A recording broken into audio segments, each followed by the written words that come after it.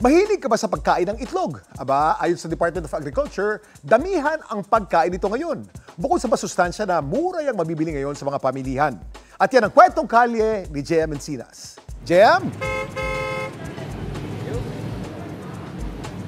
Kuya Kim, ilang itlog ba ang kaya mong kainin sa isang araw? Natanong ko lang naman dahil hinihikayat ng Department of Agriculture ating mga kapuso, nagdagdagan na ang konsumo at pagkain ng itlog dahil sa nararanasang oversupply. Sa tindahan ni Mang Jun sa Marikina Public Market, bumaba ang presyo ng itlog sa halagang 5 to 7 pesos depende sa laki, mula sa dating 7 to 9 pesos ang isa. Dahil daw ito sa maraming supply ng itlog noong nakarang 2 buwan kung saan sunod-sunod ang mga selebrasyon.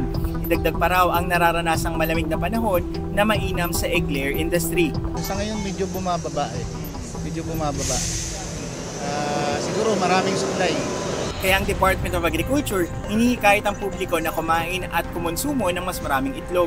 Patuloy tayong nakikipag-coordinate sa DSWD at sa iba pang ahensya, sa National Nutrition Council para ma-promote ang egg dahil alam natin na ang itlog ay isa sa pinakamurang source ng protein. Bukod sa siksik na nutrisyon na makukuha sa pagkonsumo ng itlog gaya ng protina, vitamin B12, vitamin D, riboflavin at folate, hinihikayat din nila ang mga mamimili na suportahan ang industriya nito sa pamamagitan ng pagbili ng mga itlog. Mayroon 2 beses bumili, 6 ng kanin.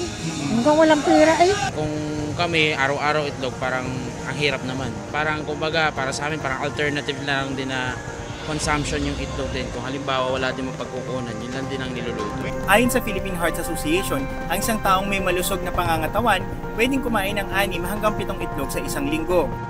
Pero lagi nating tandaan na sa pagkain at pagkonsumo ng itlog, dapat isaalang-alang din ang ating kalusugan.